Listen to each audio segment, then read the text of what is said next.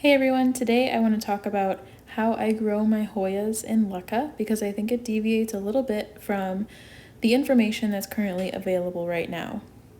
This applies mainly to Hoyas and not to all houseplants in general because I think Hoyas are a bit unique, like you wouldn't treat an orchid like a general houseplant, although Hoyas are a little less fussy than orchids. So this is what works for me. Use what you can and just toss what doesn't work for you. Totally okay, because I think everybody has their own way of doing things, and Hoyas are very forgiving, and they don't mind a great variety of conditions.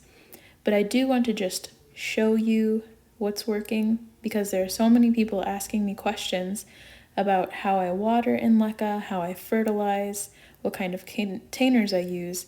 I just want to go ahead and show you so that it can be easier for you to enjoy this process as well. So in this video, you'll see the nutrients that I use, the containers that I've used, and a brief demonstration of how to prepare a plant's roots before putting the plant into the LECA, because I think that's the one key that I want to show you is how many roots are okay to keep before transferring to LECA. If you are new to seeing these little balls, this is LECA, or lightweight expanded clay aggregate. It's an alternative growing substrate that is inert. It doesn't have any nutrients in it, and it also doesn't break down over time. So it's really great for the plants that are epiphytic and need to have need to have air around their roots. Because one of the major downfalls of soil with Hoyas, and especially with orchids, is that the soil over time will suffocate the roots. So these little balls do a really great job of replicating the environment that a Hoya would grow in their natural habitat. I generally just keep my LECA in small quantities in these plastic bins after it's rinsed, so that I always have some available to me if I need to repot a plant, or if I'm going to take cuttings, then I can just grab a pot and grab the balls and pot something up. These are the nutrients that I use. It's made by General Hydroponics, and this is a very popular option among people who are growing houseplants with semi-hydro. I follow the recipe on the back of the bottle for mild vegetative. That seems to be working well for me. You can experiment with diluting it or using a stronger concentration. This is working for me, so I'm just gonna stick with it for now, but maybe next spring I might try using a stronger solution to see if I can get the plants to grow a little more at the start of the growing season. I just use a little measuring spoon and I rinse it in between each nutrient to make sure that the nutrients aren't mixing in a way that causes nutrient lockout. That's the term that I've heard. If you go to the General Hydroponics YouTube channel, they have a really informative video on how to use this product, and I think that you should go watch that because they are the experts of their own nutrients. Next, I want to talk about containers because I think that people can get really opinionated about which containers are best. And so far in my experience, I would say it just depends on how you want to grow your Hoyas, and particularly what your preferences are, if you want to be watering more frequently or if you want to be managing pH. So when I first started off, I just put the plant directly in the jar. Let me show you that guy. Because this plant has been in here for almost 2 years, I think. I'd have to go back and look at my pictures. Just growing directly in this jar, and it's doing really well. I don't see any signs of root rot. I see some algae in there, but it's doing pretty well. And I will note, for the first year that I grew this plant in here, I didn't fertilize it at all. It did stop growing, but it didn't show any signs of dying back or dropping leaves or any of that. It kind of just paused. So after that year, I wasn't in love with LECA, but then I realized, hey, this plant and a couple others have been in here this long. The roots look great. What if I actually order the proper nutrients and do this right? And so then that's when I fell in love with it, because after I started fertilizing properly with the hydroponic nutrients, the plants really did well. But this is just an example of how the plant can grow in the glass with no drainage and it will be okay. So now it is growing. It's got this long vine with a peduncle, I think. See if I can find it. So there's proof that you can flower your Hoyas in what some people would consider a suboptimal condition. Hoyas thrive on neglect, so that guy is doing well. And then another option, which seems to be very popular, is using net pots with some type of container. I like this option for small plants. Some people prefer to use the net pot with a larger reservoir and then do more of a Corky setup. I will try to list some links in the description below so that you can learn more about what the Corky setup is, the Corky method. That's more in like the vegetable hydroponic arena. There are Facebook groups for that where you can learn a lot to try to really up your game with growing your plants. I find this to be overkill for me. They don't need this. It does work though, because I have one plant growing like that, and it's not pretty, I'll warn you. This is Hoya linearis. It's been in here for a couple months. I chopped it back once completely, and so in the last couple months it has grown really fast. It stays plump pretty much consistently all the time. So it loves this right now. The only problem is the high light that I'm giving it and having this reservoir means that it grows a lot of algae. And it looks pretty gross in there, but look at those roots. It's looking pretty good. I think linearis is a good candidate for this setup, and maybe some other Hoyas that want to be moist all the time. But I also just checked my obovata that was in a very similar setup, but bigger. Let me show you that one. I had an obovata in this pot, this nursery pot, and I kept a reservoir of nutrients in there. And the roots that were reaching down were starting to rot. So either I wasn't keeping the nutrient water properly balanced with the pH and that was killing the roots, or it was just too much water. So I think it's gonna depend on the Hoya. But linearis doesn't seem to mind because I have literally done nothing but just top up nutrients. I haven't flushed this at all in the past couple months. So I bet the people who have been doing this the right way, like flushing every couple weeks and then managing the nutrients, are looking at this with complete horror, but it'll be okay. I'm a lazy person here to tell you what you can get away with, and for linearis, it's doing all right. Okay, the next containers are, I had many Hoyas in this setup for a long time. Just a nursery pot, I got these off of Amazon, and then little saucers that can hold more water than just a typical saucer. I got these from Lowe's. I think you can still get them there. And so as I was rooting the plant, I would keep the water level up to here, and then slowly I would fill it less and less. So once the plant is more mature, I would probably just do a tiny bit down here. That's how much water I would put in there. And then it would dry up within 3 or 4 days. So that's about how long the roots would be sitting in water, is 3-ish days. There's moisture in the pot longer than 3 or 4 days. It stays humid in here for a week or more.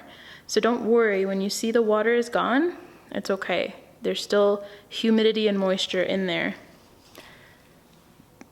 The next option that I've grown to appreciate is just using a glazed pot with a saucer. I didn't think, you know, this is the next great option. The only reason I used this was because I was out of pots and I needed something, and so I grabbed this and hoped for the best, and it worked out just fine.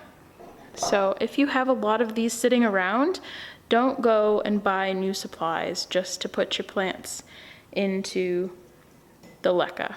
You don't need net pots. They're kind of cool looking and you can see the roots, but you don't need them.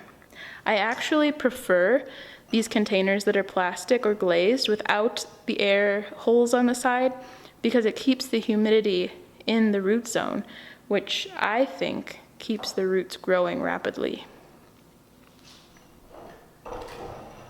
So the next option that is fairly new to me, I saw on Instagram, Amanda Ray Wright is her account. She posted a link to these self-watering pots that you can get on Amazon. I think these are awesome. A really great setup for LECA. So this holds your nutrients, and there you go. It's super sleek. It doesn't look like some fancy setup. It's just a pot, so that's nice. I like these. I got a bunch of them. And then another option, you find these commonly in stores with the saucer built onto the bottom. I have used this many times for my Hoyas, and it seems to work out just fine. You have to kind of pay attention to what the saucer is like at the bottom, if it's going to hold any water at all. But that's fine too if you've got a bunch of those sitting around. And I think that's pretty much all the options I've used. You can stick your nursery pot into a more decorative pot and use that as your reservoir. I'm experimenting with just keeping the balls directly in this decorative pot. And so far it's fine. I think I just have muscle memory of how much water to pour into the pot, so that's what I'm going by. Since you can't see the water level in there, I just pour it in like I always have been, and I think it will work out fine. So if you're nervous, start off with something that you can see. So you can see the roots in here, and you can be checking on it frequently to see how much water is good for your Hoya. So in general, I think people recommend for houseplants that you keep the water level at 1/3 of the pot. In my opinion, that's too much for long-term Hoya care. Maybe 1/3 while you're rooting the plant, and then slowly decrease it. But that's just my opinion, and I think that there are several ways to do this right. You don't need to do it the way I'm saying or the way other people say. Just be open to experimenting and paying attention to your plants, and you will do well. I have a small Hoya that I've gotten in the mail recently. It's been sitting on my kitchen windowsill for about a week, adjusting to the environment, but now it's time for me to transfer it to LECA. And so I'm gonna go to the trash can and knock off as much of the soil as I can, and then I will rinse in the sink the roots to be a little cleaner. And I'll be back to show you how I put it in the balls and what the roots look like before I put them in. Okay, here's what the roots look like after being rinsed. They look pretty good overall. One of the roots had the outer sheath come off. It's not a big deal. You don't need to be meticulously trimming that off. Won't cause any problems. This amount of soil that's left doesn't seem to be a problem. That's about how much I leave on when I put a plant into the LECA. I know some people will use like a soft toothbrush and really get all of that dirt off. So if you want to do that, it's not gonna hurt it, but I don't think you need to.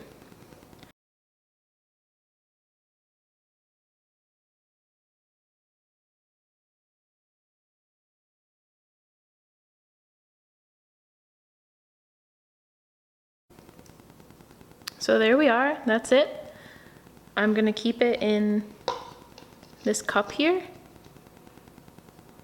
And I'll probably keep the water level, I don't know, below this line here. I think this is a common net pot that people use, so if you get that, definitely don't go above that line. I think that's too much water.